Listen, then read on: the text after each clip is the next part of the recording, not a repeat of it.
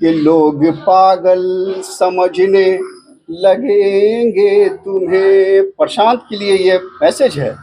लोग पागल समझने लगेंगे तुम्हें, क्योंकि महफिल में झिल्लाना नहीं चाहिए। एक कार्यक्रम के दौरान प्रशांत किशोर को अपने प्रवक्ता को डांटना पड़ गया महंगा। अब जन स्वराज पार्टी को मुजफ्फरपुर में लगा है बड़ा झटका, जहां जन स्वराज के प्रवक्ता समेत 200 लोगों ने एक साथ मीडिया के सामने दिया है इस्तीफा, जिसके बाद प्रशांत किशोर का पुतला किया है दहन। आपको बता दें कि दरअसल पूरा मामला बीते दिनों मुजफ्फरपुर जिले के कुरहन्नी प्रखंड के चदैती गांव का है, जहां 4 जिलों का कार्यकर्ता का सम्मेलन हो रहा था, जिसमें प्रशांत किशोर ने शिरकत किया था। इस दौरान जब प्रवक्ता जावेद अख्तर ने प्रशांत किशोर से कुछ अपने कार्यकर्ताओं को लेकर कहना चाह रहे थे, इसी बीच कार्यक्रम के दौरान ही प्रशांत किशोर के द्वारा प्रवक्ता को डांट पिलाई गई थी, जिसके बाद से ही जो प्रवक्ता जावेद अख्तर थे वह नाराज चल रहे थे। और अब आज एक साथ अपने 200 कार्यकर्ताओं के साथ जो जन स्वराज के प्रवक्ता थे जावेद अख्तर, उनके द्वारा सामूहिक रूप से इस्तीफा दे दिया गया है, मीडिया के सामने इस्तीफा दिया गया है। और इतना ही नहीं, उसके बाद प्रशांत किशोर का उनके द्वारा पुतला दहन किया गया है और साफ तौर पर कहा गया है कि प्रशांत किशोर जो है वह मुस्लिम विरोधी है और प्रशांत किशोर का मतलब होता है पॉलिटिकल किलर। तो बड़ा आरोप लगाया है प्रवक्ता ने। और मुजफ्फरपुर में प्रशांत किशोर को बड़ा झटका लगा है, जहां एक साथ जो है प्रवक्ता सहित 200 लोगों ने सामूहिक रूप से मीडिया के सामने आकर अपना इस्तीफा दिया है। पूरे मामले को लेकर इस्तीफा देने के बाद क्या कुछ कह रहे हैं जावेद अख्तर, पहले हम उस बात को सुनाते हैं आपको। उसकी तर्ज पर मैंने एक बात कहा है कि परेशान का इरादा खतरनाक है, परेशान का इरादा खतरनाक है, अब इसके पार्टी में रहना नहीं चाहिए। मैंने इस पार्टी को आज आप लोगों के माध्यम से आज अलविदा कर दिया है। और एक चीज़ आप लोगों के माध्यम से मैं प्रशांत किशोर को एक सुझाव देना चाहता हूँ, एक मशवरा देना चाहता हूँ, वो ये है कि लोग पागल समझने लगेंगे तुम्हें। प्रशांत के लिए ये मैसेज है। लोग पागल समझने लगेंगे तुम्हें, क्योंकि महफिल में झिल्लाना नहीं चाहिए। लोग पागल समझने, इसने जिस तरह का एक्टिविटी किया है, आप लोग सोच सकते हैं कि इस आदमी को हमने जान लिया कि ये आदमी जो है ये पॉलिटिकल किलर है। पीके का मतलब पॉलिटिकल किलर। ये आदमी किसी से भी अपने प्रोफेशन के मुताबिक सौदा करते और अपने सौदा को पूरा करने के लिए ये राजनीति में सारे लोगों का इस्तेमाल करते हैं और अपने मिशन को पूरा करते हैं। इनका मिशन जो है वो हमारे ख्याल से अच्छा नहीं है और हम अपने सारे मोमिनीन से भी ये गुजारिश करते हैं कि इसके गलत मंशा को समझे और इससे अलर्ट हो। और अल्लाह सुब्हान व तआला से ये दुआ करते हैं कि सारे मोमिनीन को अपने हिफ्ज़ अमान में रखे, उसके अंदर सियासी शऊर पैदा करे ताकि इसके झांसे में ना आवे।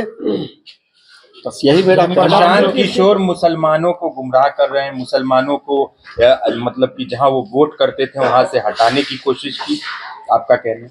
बिल्कुल, आप देख लीजिए कि सारे मुसलमानों का उसने वोट भी लिया 4 जगह पे और तुरंत बयान दे दिया कि हमको मुसलमान ने वोट नहीं दिया, चारों जगह अड़वा दिया। और उसने कहा कि ये जदयू और भाजपा को वोट किए।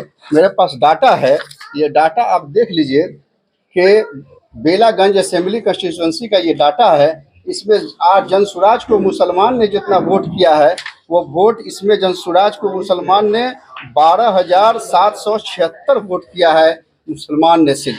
और इस आदमी ने वोट लेकर जब इनकार कर दिया, आप सोचिए इसका मंशा ये है कि आज मुसलमान ये समझे कि मेरे वोट से नहीं जन स्वराज ने वोट लेकर के नहीं हराया, ताकि अगले 243 सीट पर जब हम चुनाव लड़े तो लोग हमको इसी तरह वोट दे, हम 243 सीट पे हरा दें। मुसलमान के लिए ये आदमी बहुत डेंजरस है। इस बात का जानकारी इस रिपोर्ट से भी मिल गया। और इन्होंने झूठ बोला, दो झूठ बोला। एक झूठ बोला कि हम उसके कार्यकर्ता पुराने नहीं हैं, इसका सबूत हमने आपको दे दिया। फिर दूसरी बार सारे मुसलमान का वोट लिया और उसने कह दिया कि हमने वोट ले लिया, जनता भाजपा को दिया है। और उस आदमी का अगर इरादा ठीक होता तो उसने अलायंस क्यों नहीं करना चाहा?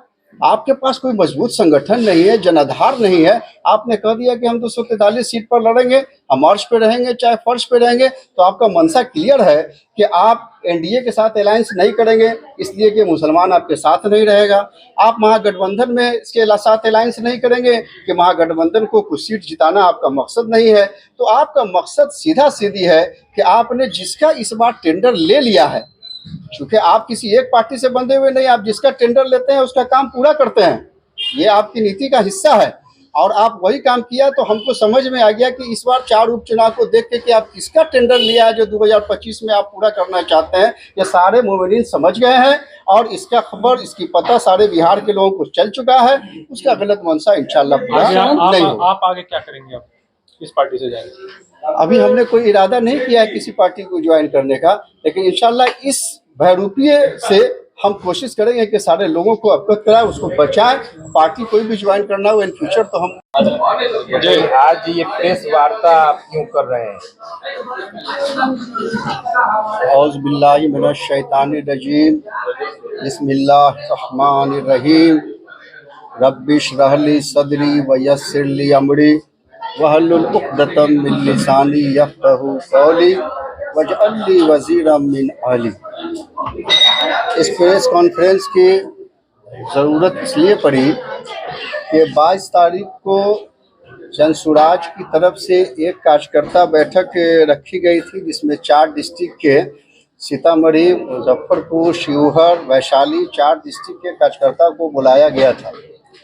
चूँकि इस पार्टी में मैं 1 साल से ऊपर से संगठन से जुड़ा हुआ था, तो मैं इसको वॉच कर रहा था कि पार्टी का जो मैनिफेस्टो है या जो इरादा है उसके मुताबिक पार्टी ठीक काम कर रही है कि नहीं। हमको ये ऐसा समझ में आया कि पार्टी का थीम पार्टी को मजबूत करना नहीं है, चूँकि संगठन का जो काम होना चाहिए वो नहीं हो रहा था। तो मीटिंग में हमने खड़े होकर के इसी बात को रखा कि आप जितने मजबूती से सारे लोगों को जोड़ते हैं कार्यकर्ता को, वो कार्यकर्ता पिछली दरवाजे से चुपचाप चले जाते हैं, उसको मॉनिटरिंग करने के लिए कोई आदमी नहीं है। आपका जो मैनिफेस्टो है, आपका जो सोच है, उसको पब्लिक तक नहीं पहुंचा पा रहे हैं, पब्लिक का जनाधार आपके साथ नहीं जुड़ रहा है। और 2 धारा में जो वोटर्स हैं वो या तो एनडीए के हैं या नहीं तो महागठबंधन के हैं, हमारे साथ जुड़ नहीं पा रहे हैं। और आप चुनाव लड़ते जा रहे हैं, आप खुद उम्मीदवार खड़ा भी कर रहे हैं, तो इसका नतीजा ये होगा कि हम लोग वोट कटुआ साबित होंगे। हमको इसीलिए उपचुनाव में भी लोगों ने कहा प्रशांत किशोर के साथ वहाँ चलने के लिए, तो हमने मना कर दिया। हमने कहा कि वहाँ नहीं जाएंगे, चूँकि आपने गौर किया होगा कि उन लोगों ने खुद से बयान दिया है कि जब मेरा वहाँ 4 जहाँ उपचुनाव हुआ वहाँ कोई संगठन भी नहीं था, वहाँ कोई पद यात्रा भी नहीं हुआ था। तो मैं ये जानना चाह रहा हूँ कि आखिर आपने वहाँ जो चुनाव लड़ाया, आपने किस बेस पर लड़ाया, और सारे मुसलमान को आपने वहाँ जमा किया, मुस्लिम वोटर्स पर आपने पूरा हिट किया, उसके पीछे आपकी मंशा क्या थी? जब आपका संगठन वहाँ था ही नहीं, आप पद यात्रा किया ही नहीं, जनता के बीच आपका पकड़ था ही नहीं, तो इसका मतलब स्पष्ट था कि आपका इरादा कुछ ठीक नहीं है। हम इसी बात को जब वहाँ उठाए तो उन्होंने ऑब्जेक्शन कर दिया और हमको कहा कि आप बैठिए, मत बोलिए। हमने कहा कि नहीं, हम चूँकि जुड़े हुए हैं तो हमको अपनी बात रखने का पूरा हक है। हमने अपनी बात को रखा तो उन्होंने कहा कि आप जो है सो अभी नया नया आए हैं, आप 2 साल से हम लोग मेहनत कर रहे हैं, तो आपको मैं ये दिखला देना चाहता हूँ कि देखिए, अब ये संस्थापक सदस्य के रूप में सर्टिफिकेट हमको इसी जनसुराज ने दिया है कि 1 साल पहले जो ये मौजूद है। 1 साल पहले आप देखिए कि उसने हमको ये प्रवक्ता बनाया था, उसका विजिटिंग कार्ड उसी ने हमको छपा करके दिया है, ये मौजूद है। और इस बार जो नई कमेटी बनी थी उसकी संगठन की, उसमें हमको 3-3 पद दिया गया। एक हमको दिया गया इसमें जिला अभियान समिति का सदस्य बनाया गया, एक हमको इसमें कुल्हन्नी का हमको प्रभारी बनाया गया, उसके बाद फिर हमको यहाँ जिला सचिव बनाया गया। ये सारा आपके पास मौजूद है। तो हम चूँकि जान रहे थे कि हमको जिम्मेदारी दी गई है, तो जिम्मेदारी का मतलब है कि लोगों को जब हम जोड़ेंगे, जब हम लोगों का वोट कराएंगे, तो पूरी जिम्मेदारी के साथ हमको समझने का हक है कि कल को अगर आप मान लीजिए जो मंशा आपका है अगर उसके मुताबिक अगर जनता ठगा गया तो उसके जिम्मेदार हम भी होंगे। तो हमने ये सवाल पूछा 22 तारीख को और ठीक 23 तारीख को इसका रिजल्ट आ गया कि 4 उपचुनाव में इन्होंने जहां जहां चुनाव लड़ाया किसको लाभ पहुंचा आप लोगों से छुपा हुआ नहीं है। हमको इसी बात का डर था कि आप 243 सीट पर ये कहते हैं कि हम चुनाव लड़ेंगे, किसी से समझौता नहीं करेंगे, तो यकीनन हुआ कि 243 सीट पे आप वही अंजाम लाइएगा जो अंजाम आज 4 सीट पे आया है। तो मैं चाहता हूं कि सारे लोग को ये उसका असलियत पता चल जाए, उसका जो मंशा है वो मंशा फेल हो। उसका प्लान तो अल्लाह ने ऐसे ही बिल्कुल ख़त्म किया। वो चाहे जितनी भी चालें चल ले प्रशांत किशोर, एक कुरान की एक आयत है, ये सूरह आले इमरान की 54 नंबर आयत है, जिसमें अल्लाह ने कहा वो मकरू व मकरल्लाहु वल्लाहु खैरुल माकिरीन। आप अपना चाल चलिए, प्लान चलिए, अल्लाह अपना चाल प्लान करेगा। तो अल्लाह बेहतर प्लानर है, आपका प्लान धरा का धरा रह जाएगा। तो उसने जिस तरह का लहजा इस्तेमाल किया मीटिंग में, एक वो पार्टी के कहते हैं कि हम सर्वे सर्वा हैं, जब अपने कार्यकर्ताओं को वो संतुष्ट नहीं कर सकते और उन्होंने जिस तरह का लहजा इस्तेमाल किया और कहा कि निकल जाइए, इनको पकड़ो रे, बैठो रे, जिस तरह का उनका रवैया था, ये रवैया अगर हक बोलने वाले के साथ अगर उनका ये रवैया है तो ये सारा लोग बिहार का सब सोशल मीडिया के माध्यम से उनका ये एक्टिविटी देखा है। ऐसा हमेशा हक बोलने वाले के साथ किया गया है। ऐसा हमारे नबी सल्लल्लाहु अलैहि वसल्लम के साथ भी जब लोगों ने किया था तो अल्लाह ने ये आयत भेजी थी। वो आयत है इस यमकुरु बिकल लजीना कफरू लियुस्बितुका लियब्तलुका और युखरिजुक व यमकुरुना व यमकुरुल्लाह वल्लाहु खैरुल माकिरीन।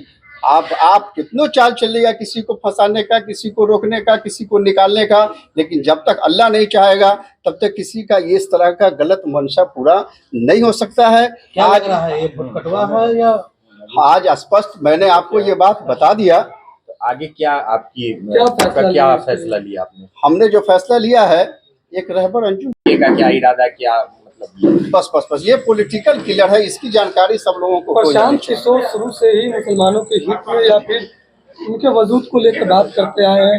अपने संबोधन में अक्सर उन्होंने कुरान की आयतें वगैरह और इकरा शब्द का इस्तेमाल करके लोगों को साधने की कोशिश की। इसको किस तरीके से देखते हैं? देखिए, इकरा के उसने सिर्फ इतना ही किसी से रट लिया, उसके माने भी उसको नहीं मालूम है कि इकरा बिस्मि रब्बिकल लज़ी खलक खलकल इंसाना मिन अलक, इकरा व रब्बुकल अकरम अल्लज़ी अल्लमा बिल कलम अल्लमल इंसाना मालम यालम कल्ला इन्नल इंसाना लयतगा राहुस्तगना एकला रब्बिकल रुजाइतल लज़ी यना अब्दन इज़ा सल्ला अरता इन काना लल हुदा ओ अमरा बि तक़वा अरता फज़वा व तवल्ला अलम यालम बि अल्लाह यरा कल्ला इल्लम यंतही लनस्फअन बिन नासिया नासियतिन काज़िबतिन खातिया फलयतु नादिया सनदुज़ ज़बानिया कल्ला लततिहु वश्द वक्तरिब।